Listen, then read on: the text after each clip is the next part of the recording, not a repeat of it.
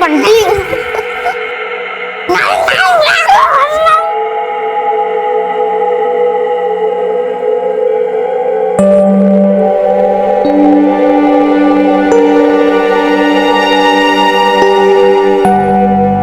पापा, बंटी ज्यादा आइसक्रीम खा गया, मुझे और चाहिए। नहीं बेटा, फिर कभी, आज नहीं। बेटा आराम से बैठो। कितना मजा आता है। बस बस। कटारा बाइक में मैं तो दबी जाऊंगा।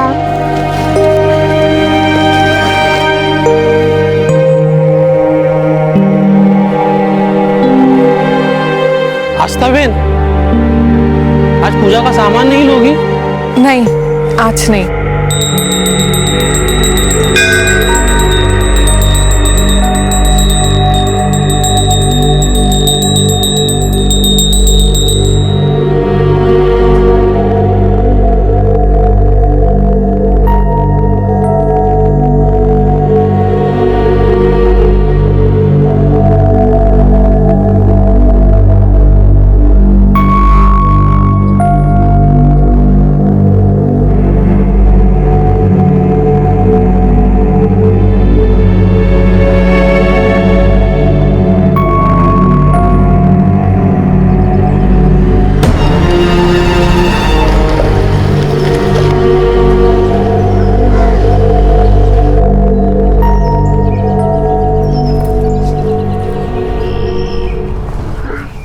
माँ बाप अपने बच्चों को सांसें देते हैं, लेकिन वो कौन सी वजह थी जिसने उन्हें अपने ही बच्चों की सांसें रोकने पर मजबूर कर दिया। कभी कभी हमें कुछ ऐसे मर्ज मिल जाते हैं जिन्हें अगर वक्त रहते ठीक नहीं किया जाए तो वो नासूर बन जाते हैं, और ये नासूर इतने गहरे हो जाते हैं कि बाद में उन्हें किसी दवा से भी नहीं भरा जा सकता।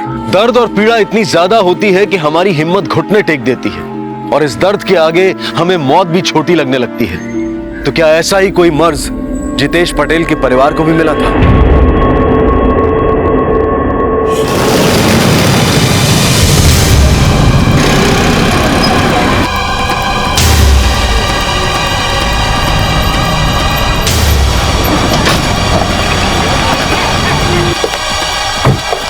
हट जाइए प्लीज यहाँ से। आप में से किसी ने इन्हें यहाँ देखा था इस हादसे से पहले? जी साहब, मैं पास ही से गुजर रहा था कि अचानक मुझे कुछ आवाज आई।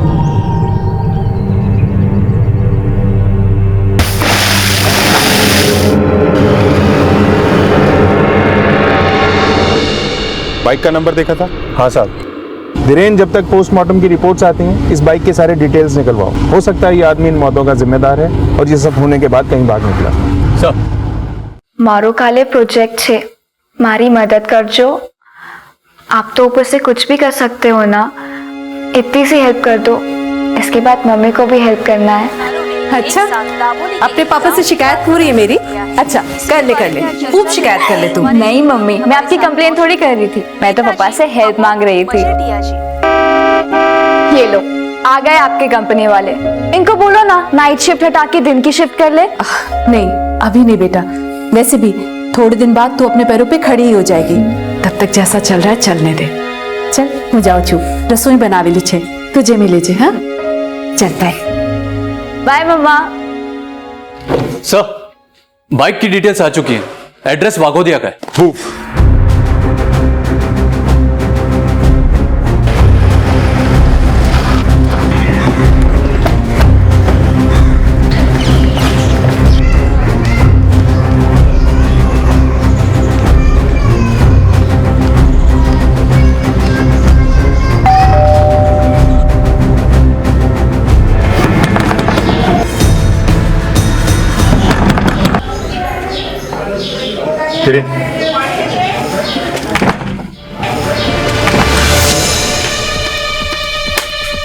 घर का कोना कोना छान मारो। सर,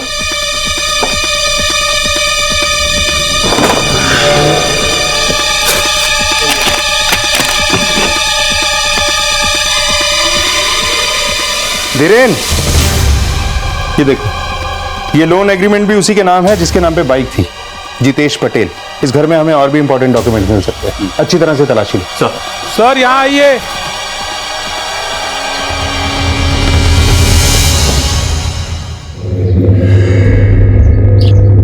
सर, ये वही बाइक है, नंबर सेम है। सर अंदर आइए जल्दी।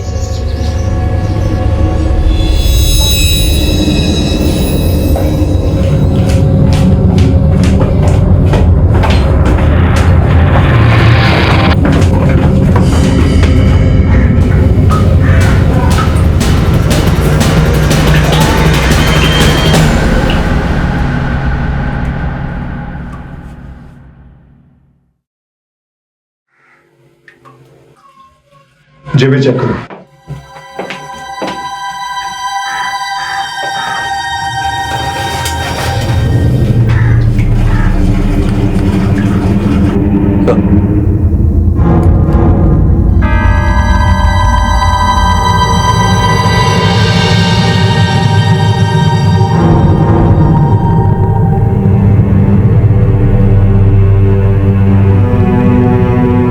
फौरन बॉडी को पोस्टमार्टम के लिए भेज दो। सर, ये बात बड़ी अजीब सी है धीरज। पहले इस परिवार के बाकी लोगों की मौत हुई और अब हमें इसकी लाश मिली। जरूर कुछ बड़ा हुआ है, वरना एक ही परिवार के इतने लोगों की मौत नहीं होती। एक काम करो, आसपास के लोगों को ये फोटो दिखाओ और इस परिवार के बारे में और ज्यादा जानने की कोशिश करो। सर। और हाँ, वो आदमी जिसने बाइक का नंबर बताया था उसे भी ये फोटो एक बार दिखाओ। क्रॉस वेरीफाई करना जरूरी है। Right sir. साहब आज तो जितेश भाई ने फोटो है। क्या करता है जितेश? जितेश भाई ने पास में एक स्टेशनरी की दुकान है। लास्ट कब देखा था इसे? कल सुबह ही देखा था, जब वो यहाँ से गए थे उसके बाद नहीं देखा। तुम्हारे पास इस जितेश का नंबर है? हाँ है साहब, आप वो हमारा।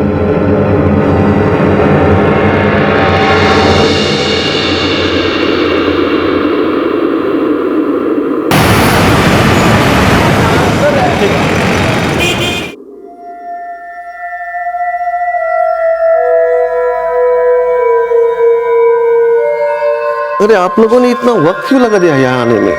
ऑलरेडी बहुत देर हो चुकी है। ये देखो, ये स्पॉट दिख रहा है। आई थिंक सर्जरी की इमीडिएटली जरूरत है।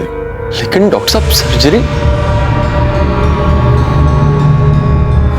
सर इसमें कितना खर्चा आ जाएगा? करीबन 5 लाख के आसपास। 5 लाख? हाँ जी। इतना पैसा कहाँ से लेके आएंगे हम? आप लोन लीजिए ना, आजकल मेडिकल लोन आसानी से मिल जाता है। इतनी जल्दी हमें लोन कैसे मिलेगा? मैं एक एजेंसी को जानता हूँ, अगर आप चाहो तो। जी सर।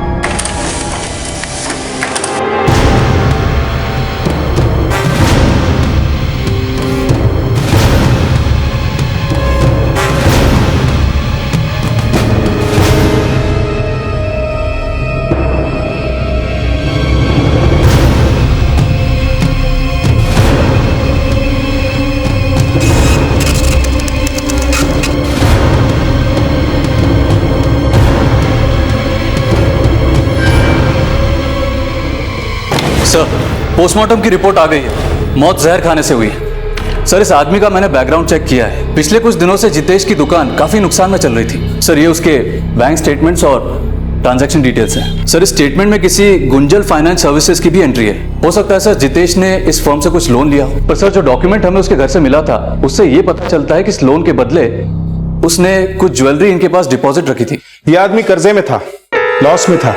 कहीं ये लॉस ही इसकी सुसाइड का कारण तो नहीं?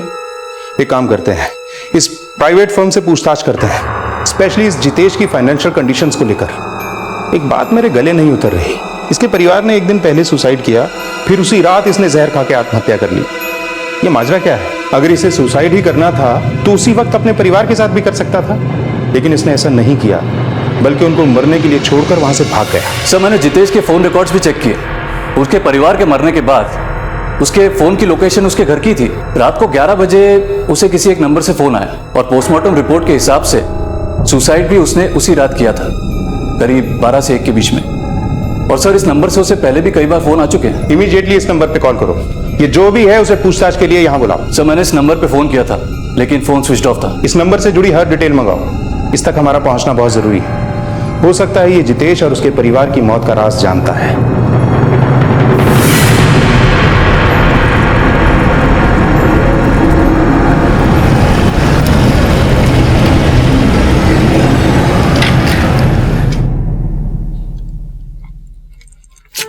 अरे सिर्फ 1 सेंटीमीटर का फासला रहेगा। लोग तो कहते हैं कि इस हेलमेट से लाइफ की सेफ्टी बनी रहती है।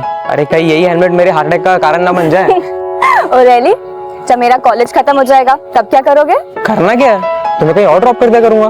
मैं कोर्स खत्म होने के बाद किसी बड़े शहर में चली जाऊंगी अपने सपनों को पूरा करने। अरे बाबा, तुम किसी भी शहर में जाओ और जो तुम्हारा दिल है ना वो तो हमेशा मेरे पास ही रहेगा।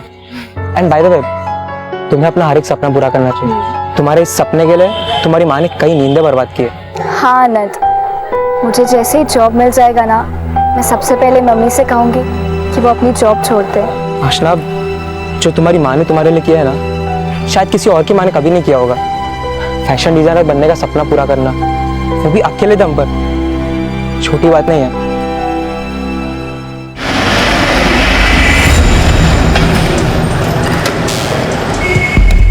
क्या जितेश नहीं रहा?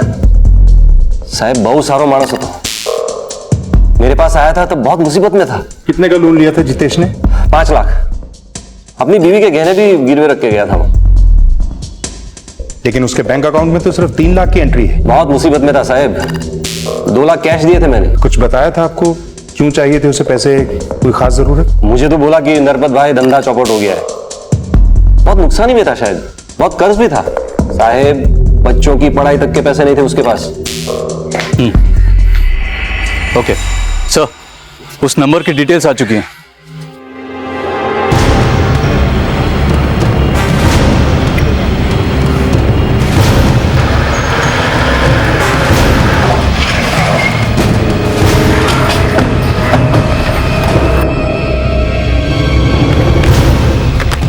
सर, यही का एड्रेस है जिस नंबर से जितेश को अक्सर कॉल आते थे। किसी कुंतल शाह के नाम से रजिस्टर्ड है।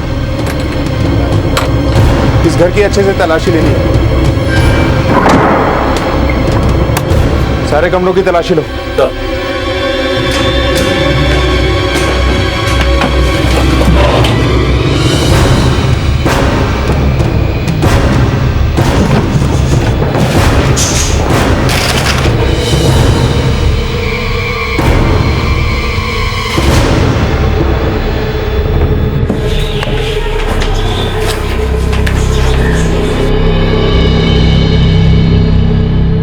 इतने सारे लोन्स के डॉक्यूमेंट्स, इसमें तो इस कुंतल शाह के भी डॉक्यूमेंट है। सारे लोगों की डिटेल इकट्ठा करो, सबके साथ क्रॉस चेक करते हैं। सर,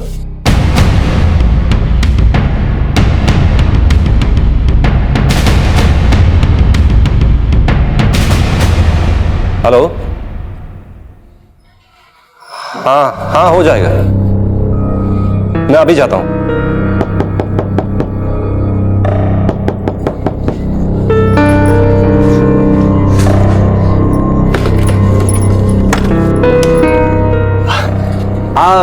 छाया भायाણીનું ઘર છે? हाँ, હું છું छाया। बोलो, શું કામ છે? मुझे डॉक्टर वासवाणी ने आपके बारे में बताया था। आइए, अंदर आइए।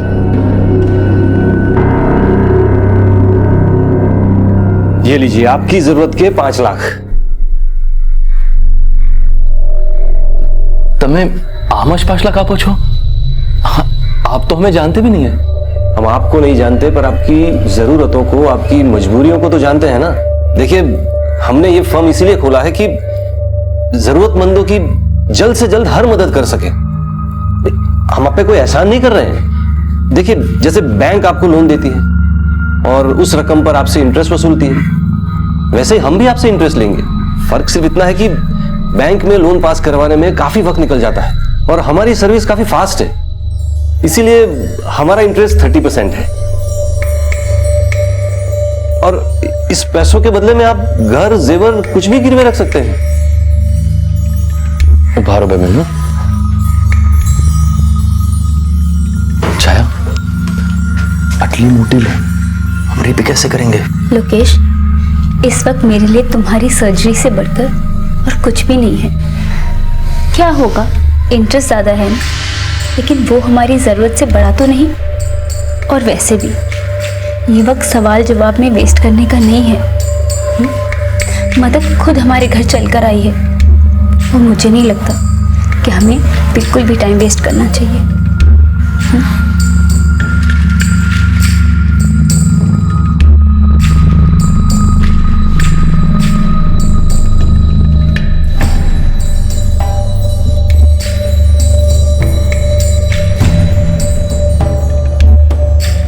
बहुत बहुत शुक्रिया।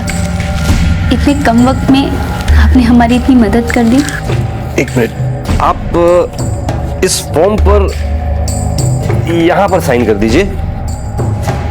ये लीजिए, और आपके घर के पेपर्स मुझे दे दीजिए।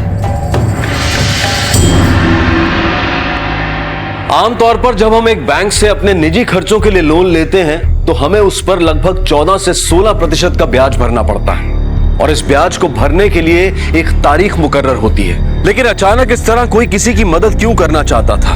कौन था यह शख्स जिसने छाया के सारे डॉक्यूमेंट्स को वेरीफाई किए बिना ही उसे 5 लाख रुपए नकद दे दिए?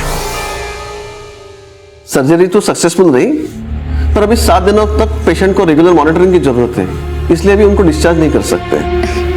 Thank you doctor.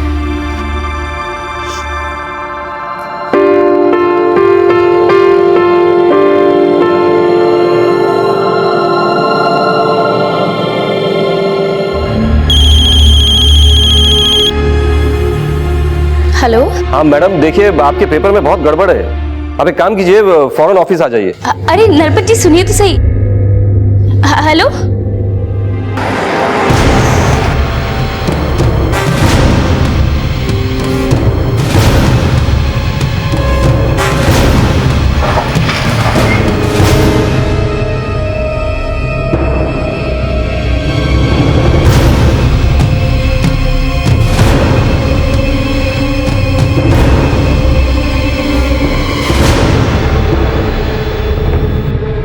सर, मैंने कुंतल शाह के बारे में पता लगाया। कुछ वक्त पहले उसकी ट्रेन एक्सीडेंट में मौत हो गई थी। सर, इन सभी फैमिलीज में एक चीज कॉमन है, सुसाइड। इन सभी के घरों को किसी और को बेच दिया गया क्योंकि पुराने लोग अपना कर्जा चुका नहीं पाए। धीरेन, इस पूरे मामले में मुझे कोई बड़ा खेल नजर आ रहा है। पहले जितेश पटेल, अब ये सारे लोग। कहीं इन सब ने डर के मारे तो सुसाइड नहीं कर लिया? हो सकता है सर।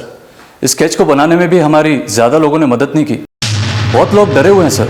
वो तो कुछ लोग थे जिन्होंने इस शख्स को उन घरों में आते जाते देखा है, इसलिए स्केच तैयार हो पाया।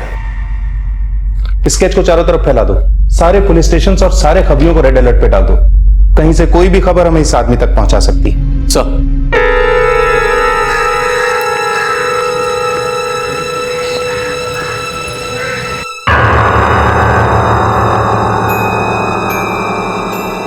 भाई, અહીંયા नरपत भाई छे?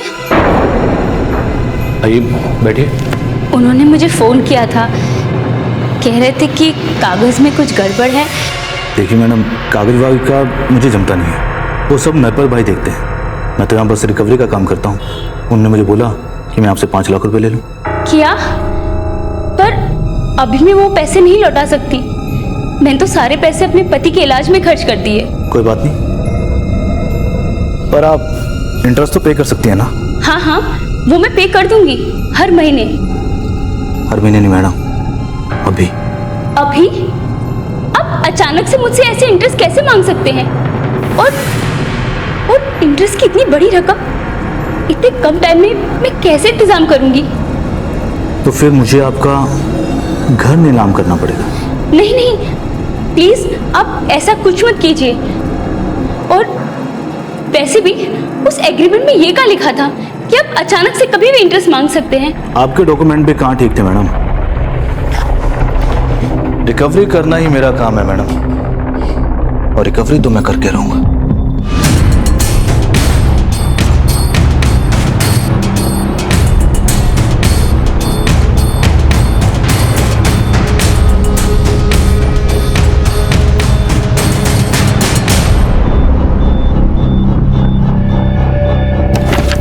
सर, मैंने इस आदमी का पता लगाया।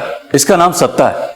लोग इसे सत्ता बाउंसर के नाम से भी जानते हैं। कुछ पुलिस स्टेशन से मुझे इसकी क्राइम हिस्ट्री मिली। ये कई बार जेल भी जा चुका है। आजकल सूदखोर इस सत्ता से अपने बकाया पैसे निकलवाने का काम भी लेते हैं। वो सारे डॉक्यूमेंट्स और डिटेल्स इस सत्ता को देते हैं और सत्ता उन सभी डिटेल्स को लेके अपनी स्टाइल से सारे पैसे निकलवाता है।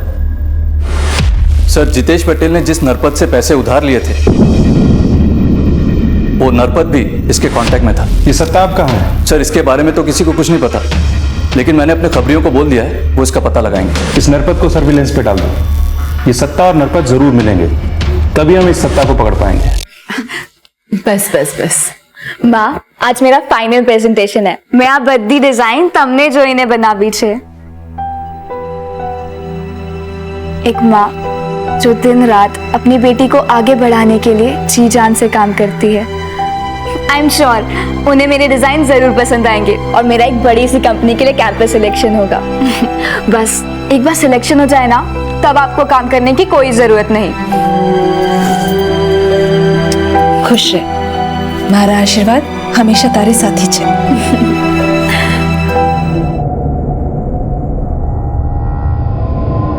मैं चुप नहीं बैठूंगी, मैं पुलिस को सब कुछ बता दूंगी। पुलिस को बताएगी? ये देख, तेरा पति जिसका अभी ऑपरेशन हुआ है वो घर नहीं पहुंचेगा, सीधा पहुंचेगा शमशान अगर उसने ये वीडियो देख लिया। अब फैसला तेरे हाथ में, जो मैं कहूं चुपचाप से करते रहे, अगर नहीं तो अपने पति की चिता के लिए जो खर्चा हुआ उसके लिए एक और उधार ले ले, और उसका इंटरेस्ट भी मैं ऐसे ही वसूलूंगा। प्लीज ऐसा कुछ मत करना, मेरे पति को इसके बारे में कुछ मत बताना।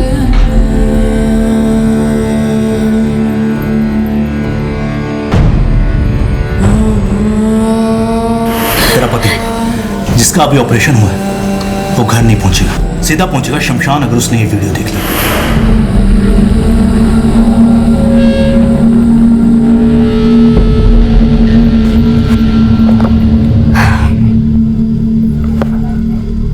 अनंत, तुम यहाँ? अरे आशना, कब से वेट कर रहा हूँ यार। बाय द वे, हुआ क्या? उन लोगों को मेरे डिजाइन्स बहुत पसंद आए। मेरा सिलेक्शन दिल्ली की सबसे रेप्यूटेड कंपनी में हुआ है। अरे वाह, कांग्रेचुलेशन। इस बात तो पार्टी होनी ही चाहिए। आज रात को हम ऐसी पार्टी करेंगे कि हम कभी नहीं भूल पाएंगे। चलो चलो।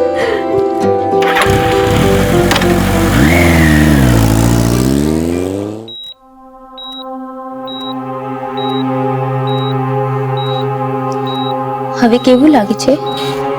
एकदम सारू। शायद तुमने जो किया बिल्कुल ठीक किया।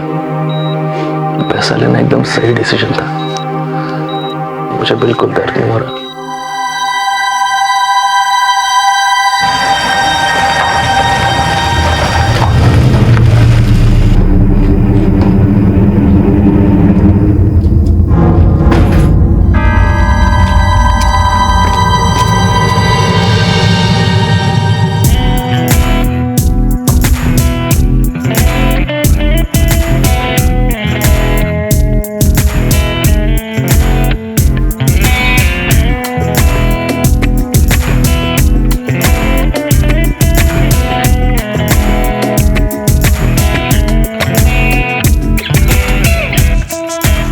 हेलो सर, ये देखिए सर।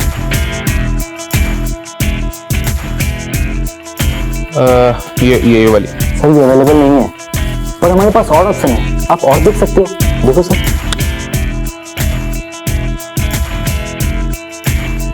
ये चलेगी। आओ।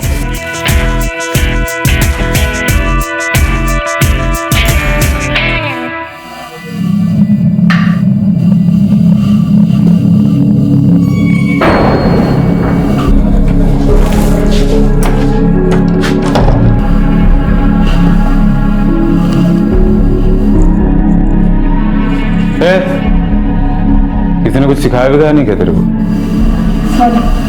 को मूड खराब करी दे तू। सॉरी, आइए ना, बैठिए।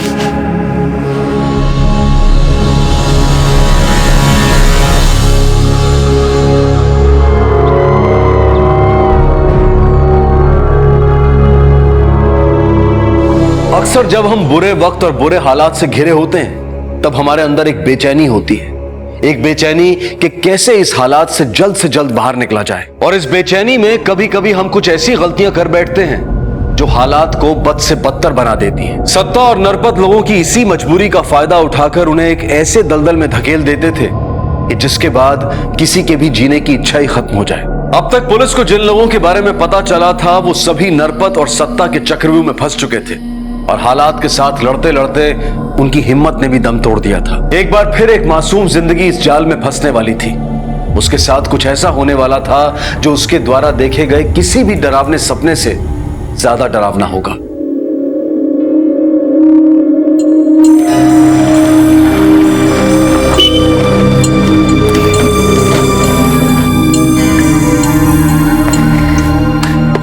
ये रेस्टोरेंट मेरे पापा ने बनवाया था। तुम्हें पता है इसके अंदर डीजे की फैसिलिटी भी है। ये जन्नत है ये जगह। पर इतने सुनसान एरिया में क्यों? यहाँ कोई साइन बोर्ड क्यों नहीं है? हम यहाँ से पार्टी वार्टी करने आते हैं और हमारे अलावा यहाँ से वही आते हैं जिन्हें इनवाइट किया जाए। तो अब चले अंदर या फिर इनविटेशन रिक्वेस्ट भी प्रिंटेड चाहिए? नहीं नहीं, चलो चलो। आ जाओ, ये देखो।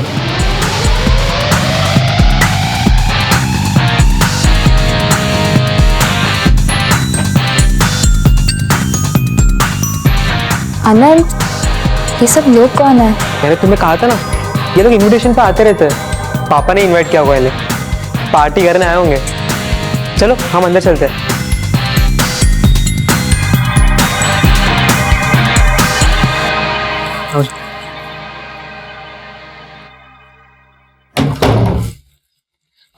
तुम फ्रेश हो जाओ, मैं कॉफी लेकर आता हूँ।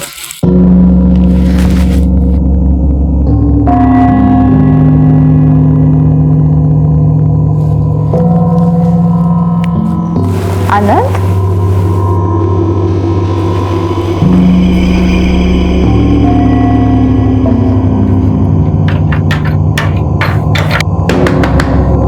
आनंद, आनंद,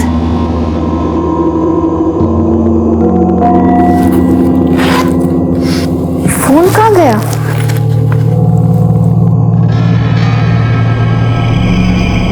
आप जिस नंबर को डायल कर रहे हैं वो इस समय स्विच्ड ऑफ है। Switched off?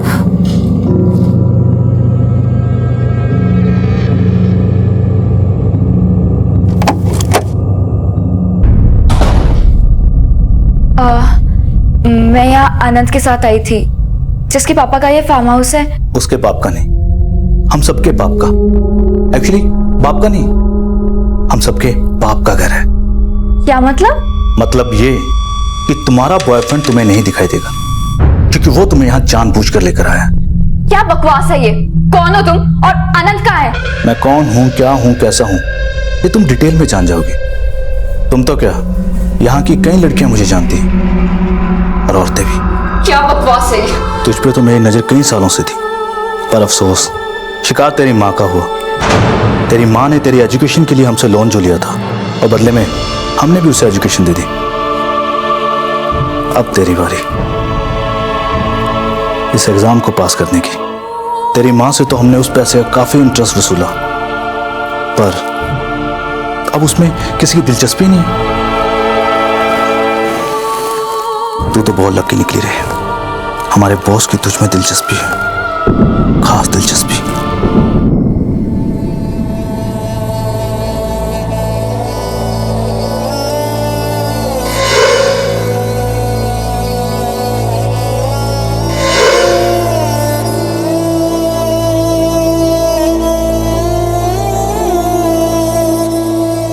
जरूरत में ली गई मदद की किश्त एक बार फिर सांसों से चुकाई गई।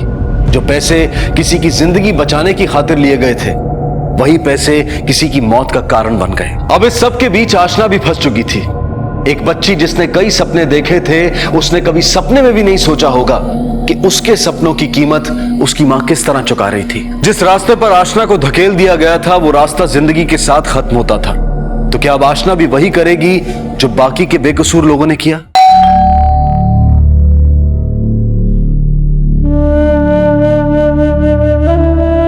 आशना, कहाँ रह गई थी तू? मैं कितनी देर से तेरा इंतजार कर रही हूँ। आशना, क्या हुआ? तू रो क्यों रही है? मम्मी, મને દિલ્હીમાં કામ મળી ગયું છે। ये तो खुशी की बात है। फिर तू क्यों रो रही है? मेरा बच्चा, कंग्रेचुलेशन बच्चा।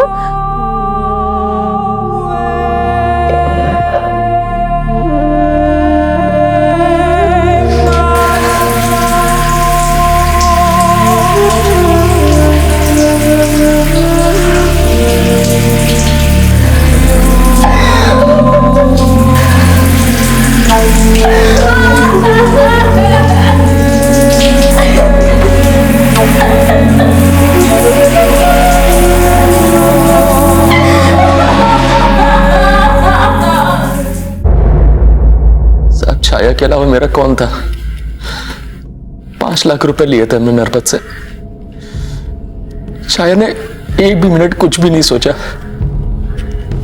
बोला मुझसे ज्यादा उसे कुछ भी प्यारा नहीं है।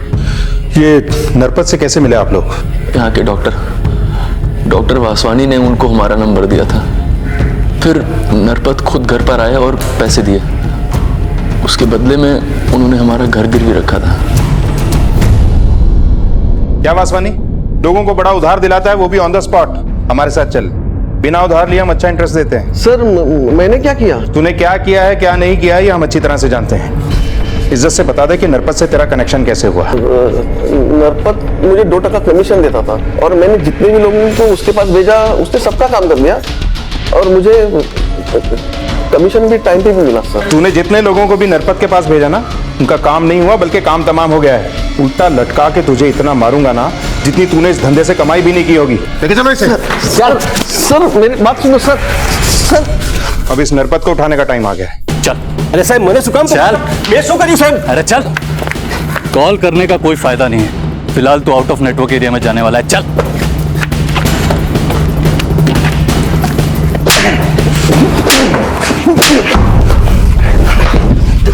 देखिए साहब, छाया और जितेश की मौत से मेरा कुछ लेना देना नहीं है साहब। पर सत्ता से तो लेना देना था ना, जिसके साथ मिलकर लोगों को पैसे बांटता था और बदले में इंटरेस्ट के रूप में उनकी जिंदगी लेता था। साहब मैं सारे पेपर सत्ता को बेच देता था और सब वो इंटरेस्ट के रूप में सारे पैसे मुझे देता था वापस वो, और बाकी बचे जेवर और घर के पेपर्स मुझसे ले लेता था। सत्ता कहाँ है? पता नहीं साहब, वो अलग अलग नंबर से फोन करता था और वो नंबर भी उन्हीं के नाम से खरीदता था जिसके पेपर्स उसके पास होते थे। सर, इसकी बेल लेके इसका वकील आया। ये मत सोचना कि इस बेल से छूट के तू बच जाएगा।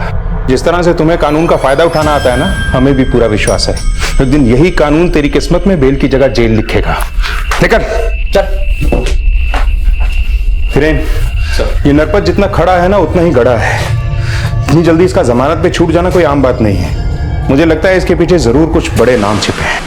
वडोदरा पुलिस के अभी किए गए प्रेस कॉन्फ्रेंस से ये पता चला है कि कुछ लोग उन भोले भाले लोगों को अपने जाल में फंसाकर उनका शोषण कर रहे हैं जिन्हें पैसे की सख्त जरूरत है। उन लोगों को पहले ये पैसे कम समय में उपलब्ध कराए जाते हैं और पैसे ना देने के बाद उनकी घर, जमीन और जेवर जब्त किए जाते हैं। पैसे देने वाले लोग ब्याज लेने के लिए किसी भी वक्त वहां पहुंच जाते हैं। इसके बाद शुरू हो जाती है उन परिवारों के साथ जुल्म की एक दर्दनाक कहानी। वडोदरा पुलिस ने सब लोगों से अनुरोध किया है कि जिसके साथ भी ये घटना हो रही है वो कृपया सामने आ जाए। उनका नाम गुप्त रखा जाएगा और उन्हें पूरी तरह सुरक्षा दी जाएगी।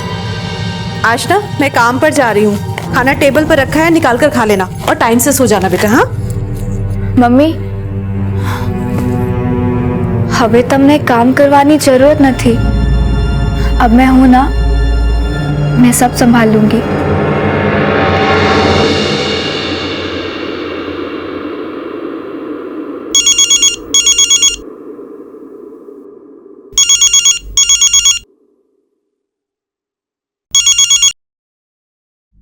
अभी के अभी अड्डे पर आ जाओ। बॉस खुद तुमसे मिलना चाहते हैं।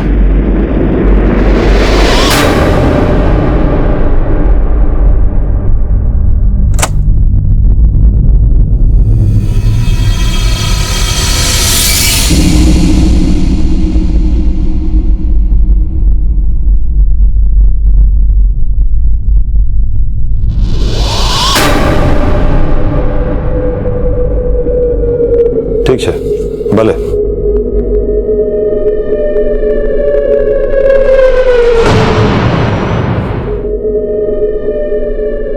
केम चाले से बद्दू सत्ता तमरा शिवाजी।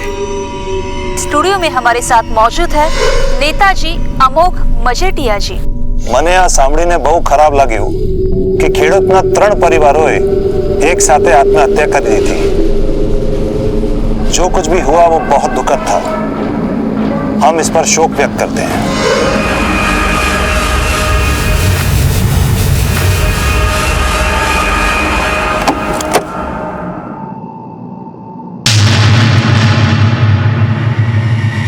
आप अमोघ मजेठिया है ना? अरे वाह, मुझे नहीं पता था कि मेरा इतना क्रेज है आजकल की बच्चियों में, इसीलिए तो मुझे तुम्हारी जैसी पढ़ी लिखी लड़कियां इतनी पसंद है। तुम्हारी पसंद और नापसंद का ख्याल तो लॉकअप में रखा जाएगा अमोघ मजीठिया। ले चलो इसे। किसको लेकर जा रहा है पता है ना? अब बस मुंह बंद, वरना अच्छा नहीं लगेगा कि भरे बाजार में नंगा करके लड़कियों से जूतियां पड़वाऊंगा। ले चलो इसे। थैंक्स आशा, तुम्हारी वजह से कई लोगों की जिंदगियां बची और कईयों की मौत को इंसाफ मिला। इन सब के बीच में मेरी माँ का नाम तो नहीं आएगा ना? नहीं। गुजरात पुलिस के रातों रात किए गए ऑपरेशन ने सारे लोगों को चौंका के रख दिया है।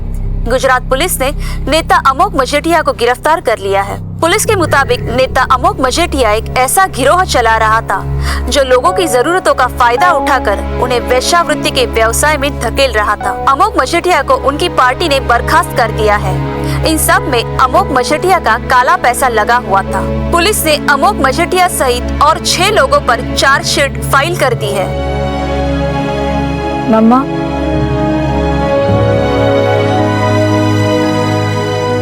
डेली चले?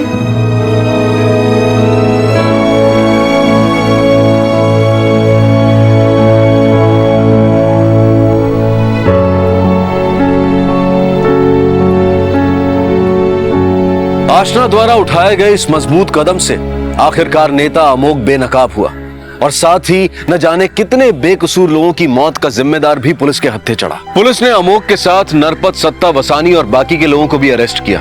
अमोघ और सत्ता पर आईपीसी की धारा 376 के तहत बलात्कार के चार्जेस लगाए गए हैं और इन सभी पर ठगी और धोखाधड़ी का भी केस बना है। हमारे आसपास ऐसे कई आपराधिक मंसूबों वाले लोग हैं जो इस ताक में रहते हैं कि वो कब और किस तरह किसी की मजबूरी का फायदा उठा सके। इसलिए बिना पढ़े किसी भी डॉक्यूमेंट पर साइन करना एक बहुत बड़ी गलती में तब्दील हो सकता है। जो सिग्नेचर हम ये सोचकर करते हैं कि इसके बाद हमारी जिंदगी की तकलीफें दूर हो जाएंगी, लेकिन वहीं यह गलत सिग्नेचर आपकी जिंदगी को मुसीबतों से घेर भी सकता है। अब मैं अनूप सोनी आपसे विदा लेता हूं। फिर मुलाकात होगी अगले एपिसोड में एक और चौंका देने वाले केस के साथ।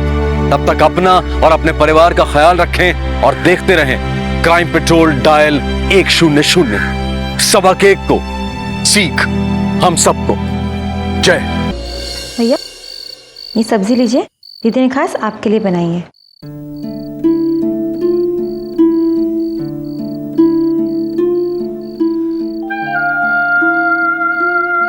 अरे रानी, खाना क्यों नहीं खा रही है? ढंग से खाना खाओ। आरशात पाहिले स्वतःला कितनी दुबली पतली हो गई है। हाँ, अरे माँ बनने जा रही हो, ढंग से खाना खाओ। निधि, तिला एक पोळी दे, तूप लावलेली।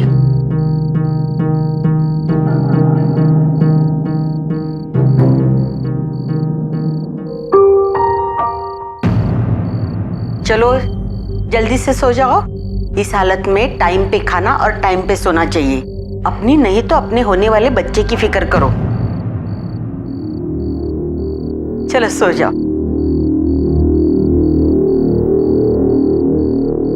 रानी, तुमने सुना नहीं मैंने क्या कहा? लाइट बंद करो और जल्दी से सो जाओ।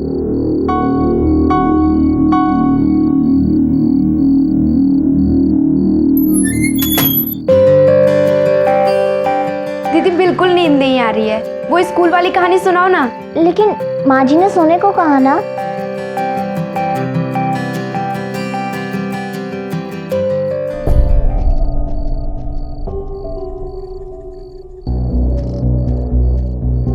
जैसे उसने पीछे देखा ना, टीचर वहाँ सामने खड़ा था।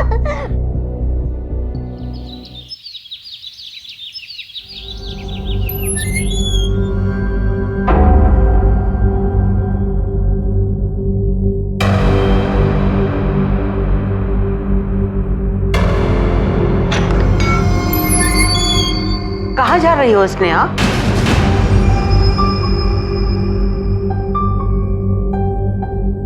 मैं पूछ रही हूँ स्नेहा, कहाँ जा रही हो? मैं वो, अरे स्नेहा तुम बाहर कहाँ जा रही हो? मैंने तुम्हें अंदर के कमरे से लाने के लिए कहा था कपड़े। कोई बात नहीं, गलती से गई होगी। आओ प्रसाद ले लो।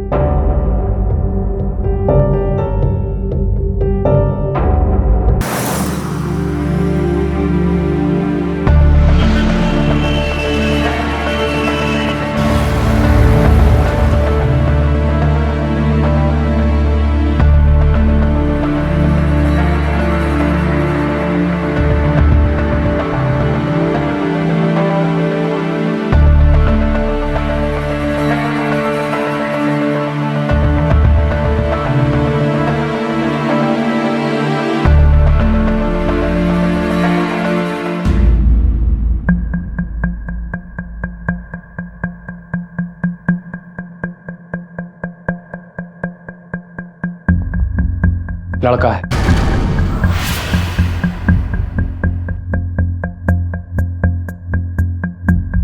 मुझे सुरेश और रितेश से बात करनी होगी। ये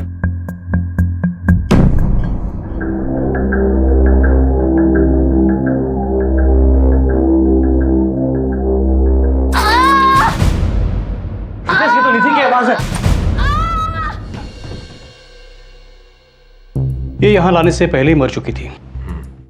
डॉक्टर, इस लड़की की उम्र क्या रही होगी? 16-17 साल? जी हाँ, पर और एक बात, ये लड़की प्रेग्नेंट थी और बाकी बातें तो पोस्टमार्टम रिपोर्ट आने के बाद ही पता चल सकती है।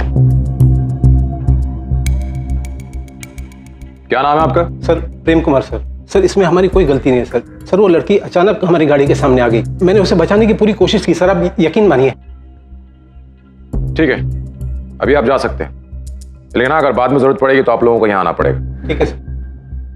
हिराम, इनका स्टेटमेंट लिख लो और जहां पर एक्सीडेंट हुआ है वहां पर जाकर लोगों से पूछताछ करो और देखो क्या पता चलता है। Okay sir.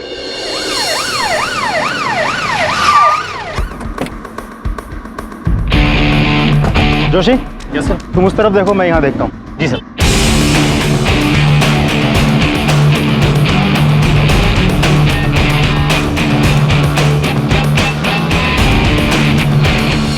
कल रात को इस लड़की का एक्सीडेंट हुआ था यहाँ, कुछ बता सकते हो? हाँ साहब, ऐसा हुआ कि कल रात जब मैं दुकान बंद करके जा रहा था तभी वो लड़की भागी आई। शायद कुछ लोग उसका पीछा कर रहे थे। तुमने उन लोगों को देखा था जो उस लड़की का पीछा कर रहे थे? नहीं साहब, मैं काफ़ी दूर से देख रहा था और जब एक्सीडेंट हुआ तो मैं यहाँ से चला गया। अब मुझे लगा कहीं पुलिस आई तो मुझे। लड़की किस तरफ से भाग कर आ रही थी? वो साहब वो सामने वाली गली से, वहाँ से। वो वाली गली? हाँ साहब, वो सामने। ठीक, चलो देखते हैं।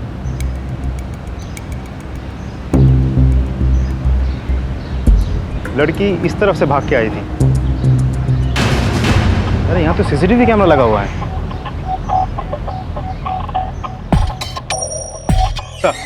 जिस जगह पर एक्सीडेंट हुआ था वह बिल्कुल पास के एक बिल्डिंग में सीसीटीवी कैमरा लगा हुआ है। ये रही उसके फुटेज।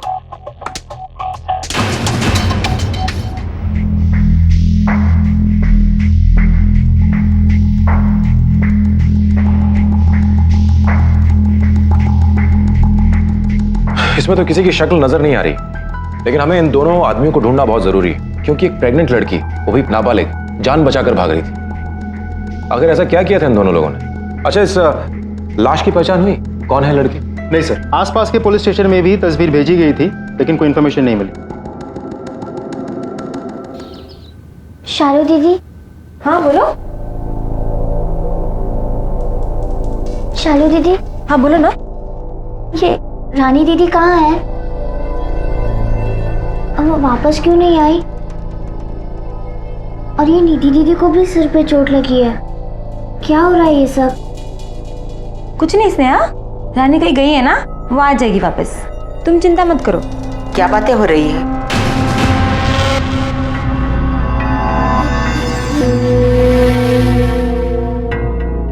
नहीं कुछ नहीं माँ जी, वो बस ऐसे ही बात कर रहे थे।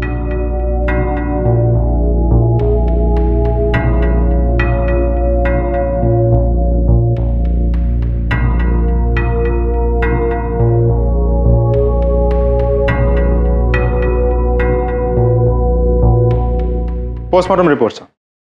हमने सब जगह पता कर लिया, सब जगह पूछताछ कर ली, लेकिन किसी को भी इस लड़की के बारे में कुछ भी नहीं पता। श्रीराम, इस तरह तो इस केस को सॉल्व करना मुश्किल हो जाएगा।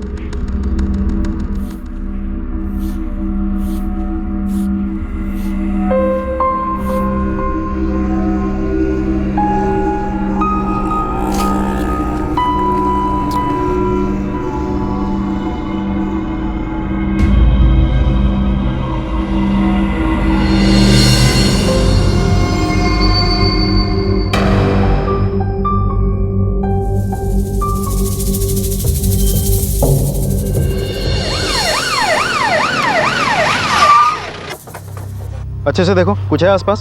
कब देखा तुमने ये सब? शाम में झाड़ू लगा रहा था, जैसे ही मैंने देखा 100 नंबर पे डायल किया और आप लोगों को बता दिया। गौड़े फिटर्स को एनालिसिस के लिए भेज दो। जोशी, आसपास के लोगों से पूछताछ करते हैं, शायद हमें कुछ पता चल जाए। जी साहब।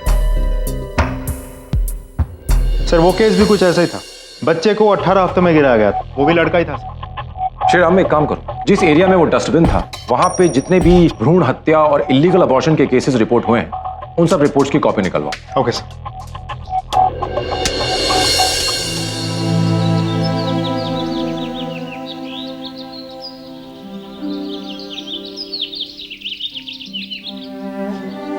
परी, बच्चे का ध्यान रखना, ठीक है? और तुम्हारा भी।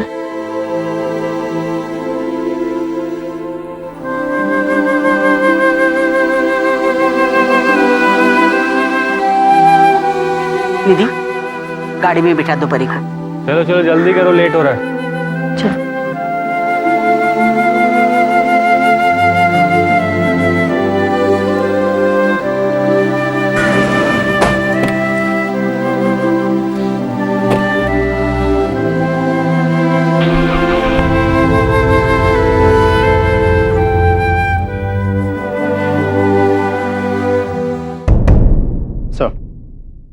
ये उस एरिया में जितने भी पुलिस स्टेशन हैं, वहां पिछले 2 सालों में जितने भी भ्रूण हत्या के केसेस दर्ज हुए हैं, सब उनके फाइल्स हैं।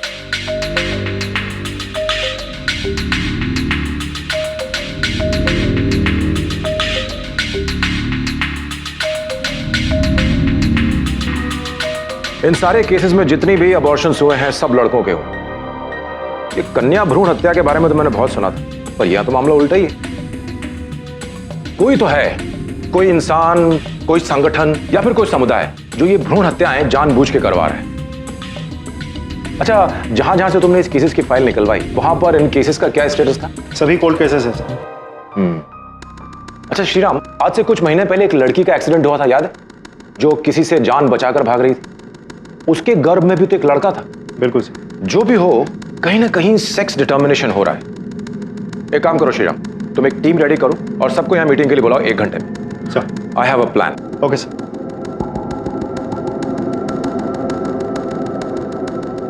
ये वो सारे इलाके हैं जहां पर मेल फिटसेस पाए गए, यानी इसका मतलब ये हुआ कि इस इलाके के बीच में ही सेक्स डिटर्मिनेशन हो रहा है। अब आपको करना यह है कि इस इलाके में जितने भी मैटरनिटी हॉस्पिटल्स हैं वहां जाना है और पता करो कि कौन से डॉक्टर्स ऐसे हैं जो समाज के सामने तो सीधे बनते हैं, लेकिन बंद दरवाजे के पीछे सेक्स डिटर्मिनेशन का धंधा चलाते हैं। आप लोगों को जोड़े बनाकर जाना है, पति पत्नी के। औरतें सब गर्भवती लगनी चाहिए। अब जो ये सेक्स डिटर्मिनेशन का काम करता है वो साफ साफ तो बताने वाला है नहीं। इसका भी एक सोल्यूशन है मेरे पास। पैसे का लालच दो, पैसे से अच्छे अच्छों का मुंह खुल जाता है। All clear? Yes sir.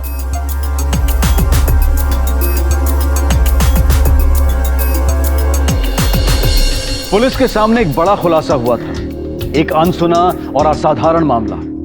इतने बड़े पैमाने पर मेल फीटिसाइड यानी कि नर भ्रूण हत्याएं की जा रही थी। पुलिस के लिए यह बेहद चौंकाने वाला मामला था, लेकिन ऐसी अनसुनी घटना की आखिर वजह क्या थी? सिर्फ मेल फीटस का मिलना। इस बात में दो राय नहीं थी कि इस इलाके में सेक्स डिटर्मिनेशन यानी कि लिंग निर्धारण किया जा रहा था, जबकि हमारे देश में बच्चे का सेक्स डिटर्मिनेशन करना कानूनन अपराध है। हमारे देश में कुछ समुदाय ऐसे हैं जहां लड़कियों को लड़कों से ज्यादा महत्व दिया जाता है, दहेज लड़कों को देना पड़ता है। तो ऐसे में कुछ परिवार लड़कों को एक बोझ की तरह से देख सकते हैं। तो क्या इस सब के पीछे ऐसे ही किसी समुदाय के लोगों का हाथ था, या फिर कोई अंधविश्वासी बलि चढ़ाने के नाम पर इस जुर्म को एक सोचे समझे तरीके से अंजाम दे रहा था? आखिर ऐसी कौन सी वजह थी जो इतनी घिनौनी और ऐसी असाधारण हरकत के लिए लोगों को उकसा रही थी?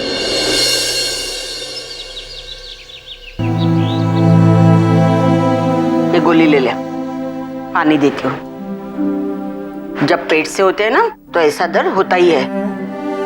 अपने बच्चे के लिए ऐसी तकलीफ तो सहनी पड़ती है।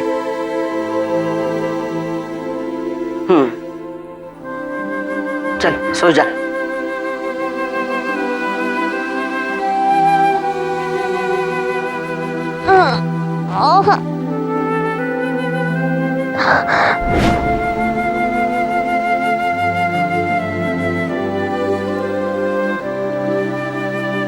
स्नेहा भात खाচ্ছিস না কেন?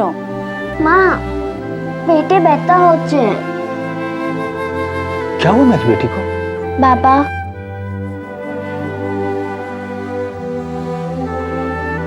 आप ये दवाई दुकान से ले आइए। बेटा तू डॉक्टर बनने वाली है, बनी नहीं है। ये जी सुनछो एक तो मैं के लिए जाओ ना डॉक्टर बाबू के पास। हाँ चलो। माँ डॉक्टर बाबू ने पिछली बार यही दवा दी थी और मुझे पता है इस बार भी यही देंगे। मुझे पता है तू क्या सोच रही है, घबरा मत, तेरे इलाज के पैसे हैं हमारे पास।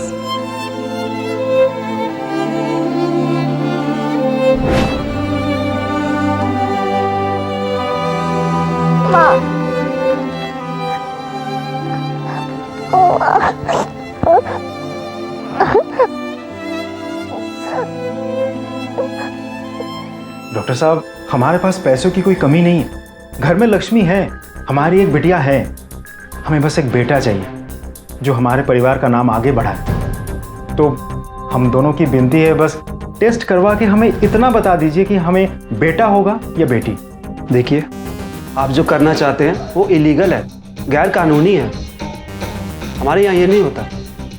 आप प्लीज़ यहाँ से जा सकते हैं। अगर आप एक बार कोशिश करके देख लेते प्लीज़। नहीं बोला ना, ये नहीं हो सकता। ठीक है चलो।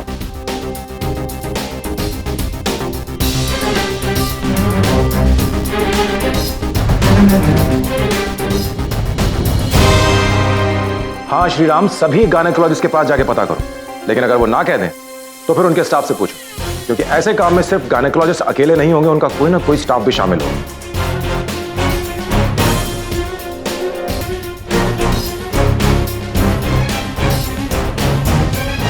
अच्छा ठीक है।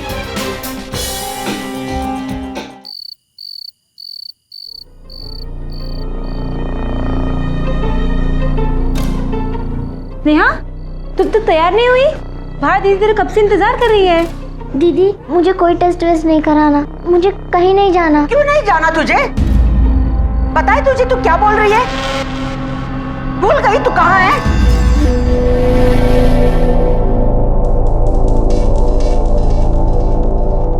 क्यों गुस्सा दिलाती है तू मुझे? तुझे पता है ना मैं जो कुछ कर रही है तेरे भले के लिए कर रही हूँ। भगवान करे तू भी इस दुनिया में एक छोटी सी नन्ही सी परी को लेकर आए। समझ गई ना तू? जा जाकर तैयार हो जा। जा रही है ना तू?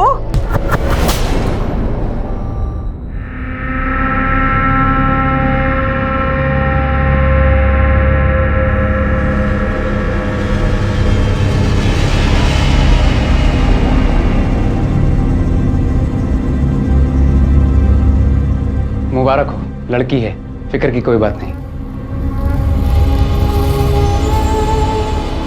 थैंक यू डॉक्टर साहब।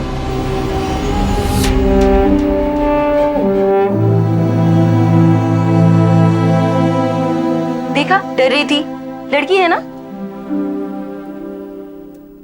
स्नेहा के पेट में एक छोटी बच्ची पल रही थी और उसे इस बात का अंदाजा था कि शायद उसका गर्भपात नहीं करवाया जाएगा, लेकिन फिर भी स्नेहा डरी हुई थी।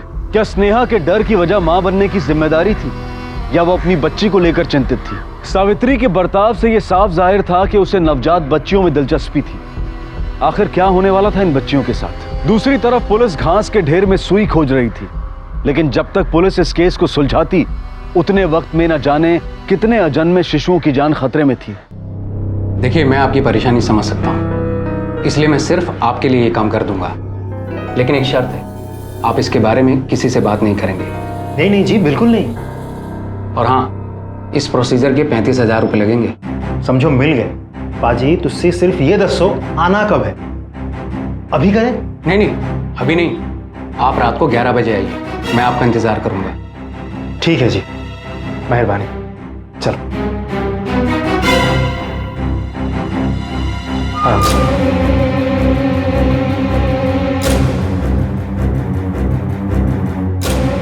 सर रात के 11 बजे बुलाए हमें, 35,000 मांगे हैं।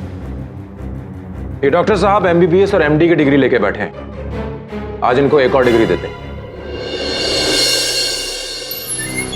आइए।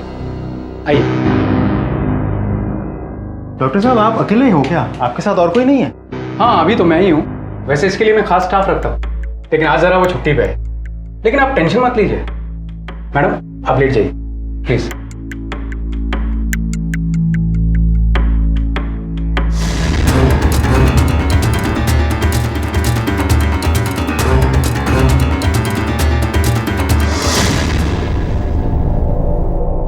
बड़ी जल्दी है यहां से भागने की।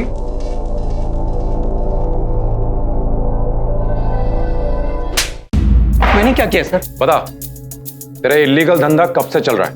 कौन सा धंधा सर? सर आज पहली बारी किया और आपने पकड़ लिया सर। सॉरी सर, गलती हो गई, माफ कर दीजिए। पहली बार गलती हुई है? डॉक्टर तू सच बता दे, नहीं तो तेरी इस डिग्री के साथ एक और डिग्री जोड़ दूंगा, 3rd डिग्री। बोलता है क्या? नहीं सर, दो साल से सर, दो साल से।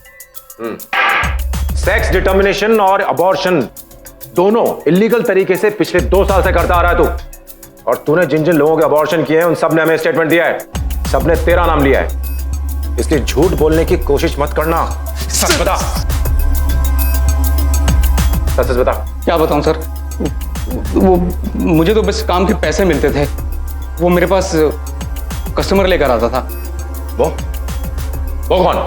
सर वो विजय सर, विजय लेकर आता था सर। और सर वो प्रेग्नेंट लड़की को लेकर आता था, उसका बच्चे का सेक्स डिटर्मिनेशन करवाता था। और लड़का होता तो अबॉर्शन के लिए कहता था, और लड़की होती तो वो वापस चला जाता था सर। कौन है विजय? विजय एक कंपाउंडर है सर, स्टार हॉस्पिटल में काम करता है। और इस काम के पैसे भी मुझे वही देता है सर। कहां मिलेगा विजय अभी?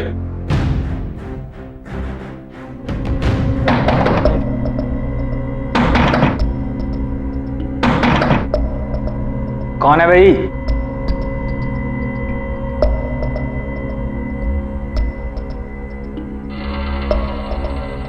विजय चल चल चल चल।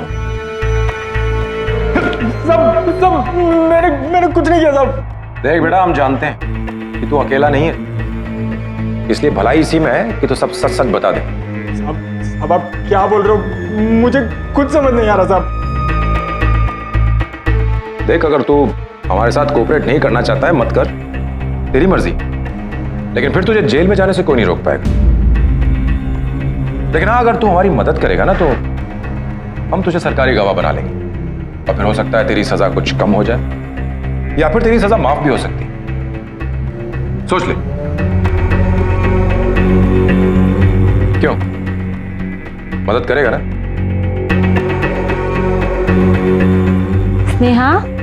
स्नेहा तुम खाना क्यों नहीं खा रहे हो? स्नेहा, ये क्या नाटक चल रहा है? हाँ? तुम दोनों घर में लक्ष्मी लाने वाली हो, इसलिए मैं बहुत खुश हूँ। मेरे खुशियों पे पानी मत फेरना, समझे? इतनी सेवा कर रही हो, ख्याल रख रही हो, तेरा नाटक चल रहा है।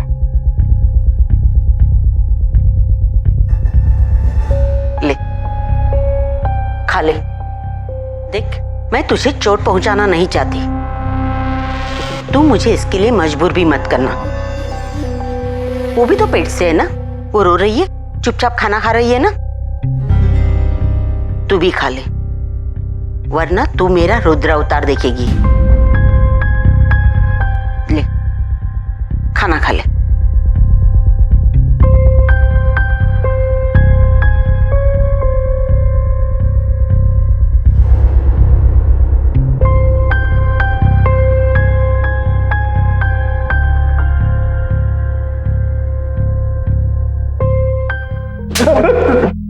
सच बता। कुछ बता सर? नहीं सर। नहीं, ऐसे नहीं बताएगा ये। मैं बताता हूँ साहब, मैं सब बताता हूँ साहब। बोल। ये सबके पीछे एक बबीता नाम की औरत है साहब। बबीता ही मेरे को फोन करके बताती थी कि लड़की कब आने वाली होती थी। डॉक्टर साहब को तैयार करके उनकी मदद करना, उनको पैसे देना, ये सब मेरा काम था साहब। बबीता का आदमी मेरे को आकर पेमेंट देता था। ये बबीता कहाँ मिलेगी इस वक्त? सर बबीता कहाँ मिलेगी ये बोल नहीं सकते, पर हाँ मैं एक आध बार उससे उसके जूही नगर वाले अड्डे पर मिला हूँ साहब। इसका फोन दो उसे। यस ये ले। चल बबीता को फोन लगा और उससे पूछ के कहाँ है वो इस वक्त। स्पीकर पर डाल।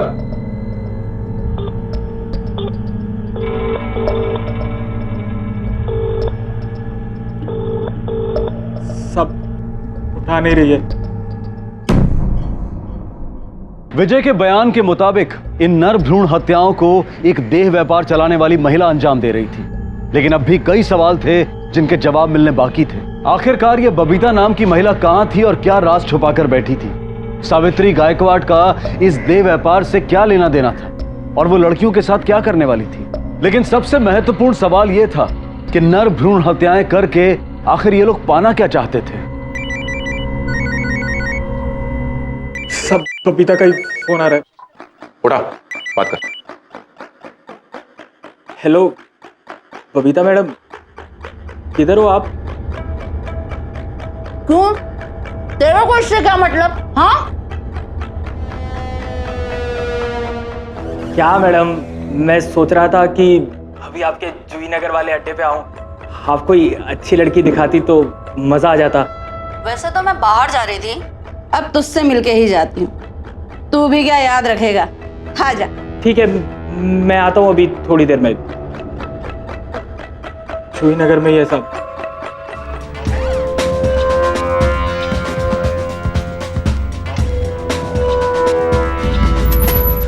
पकड़ लो इसे। क्या? चले, मैंने क्या किया? जितने कमरे सब पे छापा मारो जल्दी।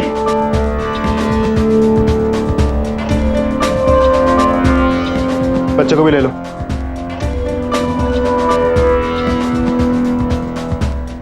चल बता सच क्या है? साहब कुछ मांडुली, आप बस बोलो, इस केस को यहीं पर सेटल करते हैं ना? अच्छा, विजय को जानती है?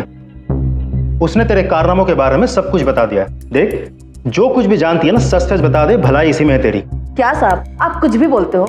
मैं धंधा चलाती हूँ, सब कुछ सावधानी से करती हूँ। वो विजय, वो जो कुछ कह रहा है ना वही करता होगा, मेरा उससे कोई लेना देना नहीं है।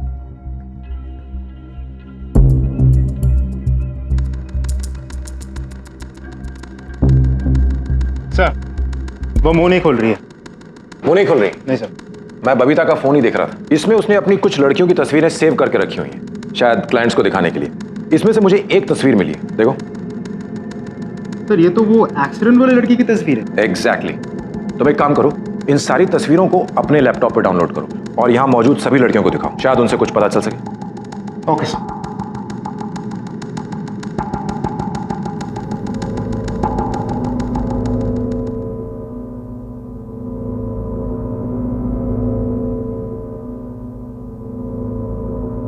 इस लड़की को पहचानती हो? हाँ। हमें बता सकती हो लड़की कहां मिलेगी?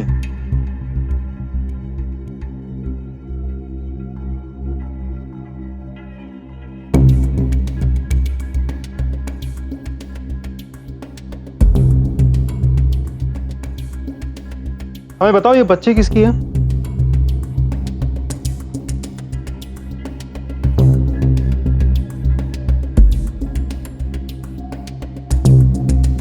बेटा डरो मत, इधर आओ।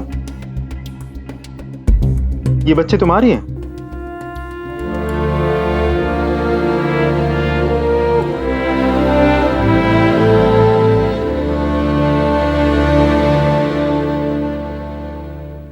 देखो बेटा, जो भी बात है हमें साफ साफ बताओ, घबराने की जरूरत नहीं है। डरो मत, तुम्हें और तुम्हारे बच्चे को कुछ नहीं होगा। बताओ। वो मैं और बाकी लड़कियां?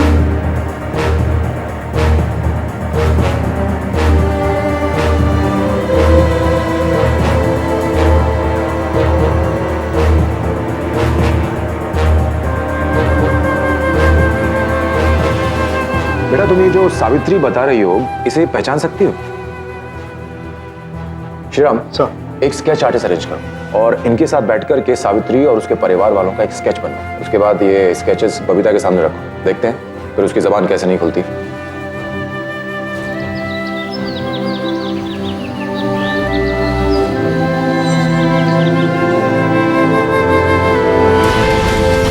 किंतु क्या नो, तुझे शादी क्यों नहीं करनी? देखो स्नेहा, आकाश बहुत पैसे वाले घर से है, वो तुम्हारा बहुत ख्याल रखेगा। ना बाबा, हम এখন বিয়ে করব না। मुझे स्कूल जाना है और बड़ी होकर डॉक्टर बनना है। फिर आप जिससे बोलेंगे उससे मैं शादी कर लूंगी। अमी किछु जानी ना, मैं तुम्हारी शादी इस लड़के से करवा रहा हूँ, उससे अच्छा लड़का तुम्हारे लिए नहीं मिलेगा। ये स्नेहा सुन तो।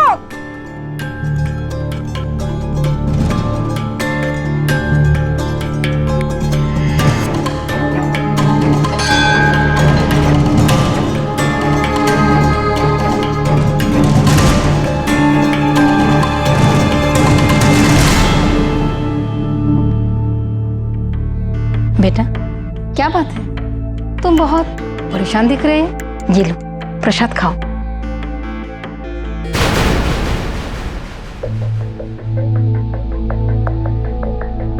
खा लो, सब चिंता दूर हो जाएगी। खाओ।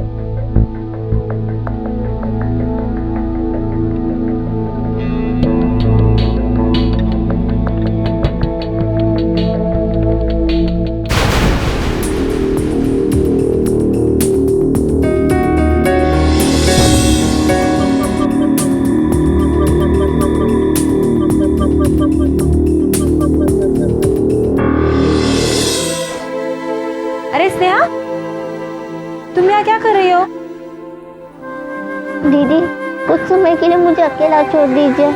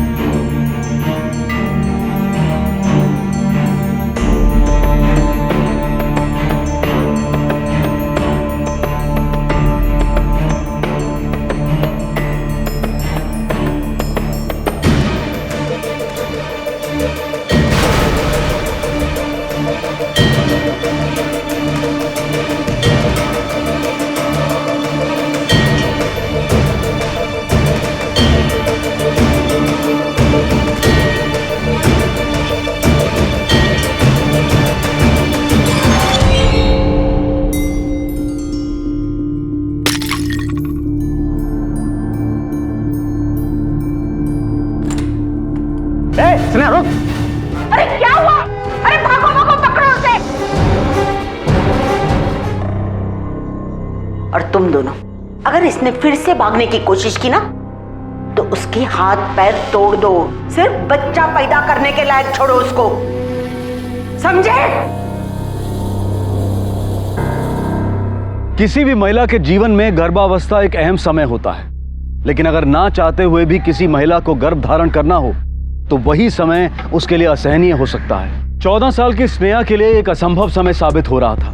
एक छोटी सी बच्ची को इतना दर्द सहना पड़ रहा था। स्नेहा नहीं चाहती थी कि जो कुछ उसके साथ हुआ है वही सब कुछ उसकी बेटी के साथ भी हो।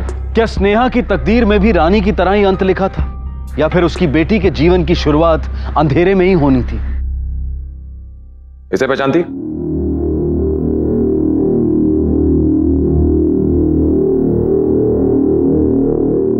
तेरे मोबाइल से कुछ लड़कियों की तस्वीरें मिली हैं।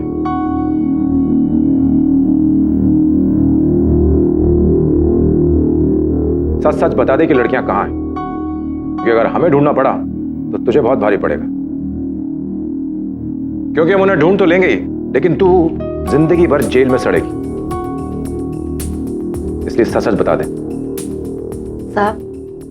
साहब मैं अलग अलग जगह से धंधा चलाती हूँ। मेरे नीचे कई मैनेजर लोग भी रखे हुए हैं। कभी कभी लापरवाही की वजह से कोई लड़की पेट से हो जाती है तो हम उसे गायकवाड़ के घर भेज देते थे। सावित्री मेरी पुरानी दोस्त है। मैं उसे प्रेग्नेंट लड़कियों को रखने के लिए पैसे देती थी और चौथे महीने बाद हम विजय के जरिए उनकी सोनोग्राफी करवाते थे। अगर लड़का रहा होता तो हम उसे वहीं गिरवा देते थे क्योंकि उससे हमें कोई फ़ायदा नहीं होता था और लड़कियों को हम रख लेते थे। लड़कियों के बड़े हो जाने पर हम उन्हें बाहर बेच देते थे। 10-12 साल की कमली लड़की का बाहर गाँव में अच्छा दाम मिलता है साहब। अच्छा इन्वेस्टमेंट है साहब, इसलिए हम उनकी बच्चियों को पालते हैं। अब ये बता कि सावित्री का घर कहाँ है?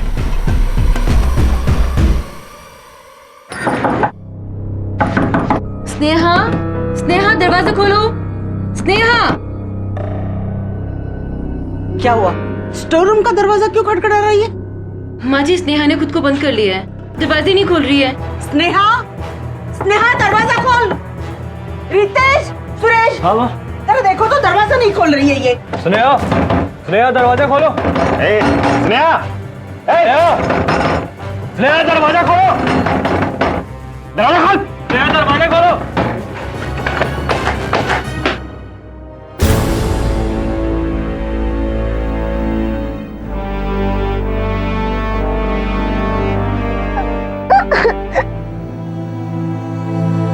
सर, लड़कियों को महिला आश्रम छोड़ दिया गया और उनसे उनके घरों का पता लेकर लोकल पुलिस स्टेशन में खबर कर दी गई है। Very good Shreya. अच्छा, वो लड़की स्नेहा, उसका क्या हाल है? सर, फिलहाल तो हॉस्पिटल में है पर डॉक्टर्स कहते हैं बहुत जल्द डिस्चार्ज कर देंगे। गुड।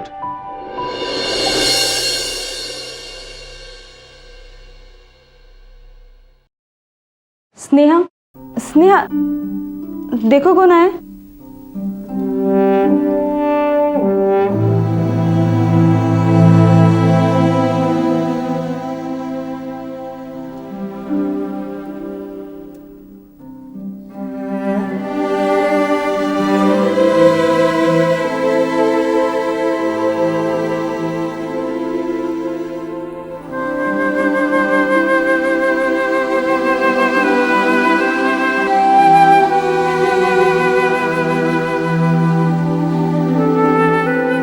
बेटा,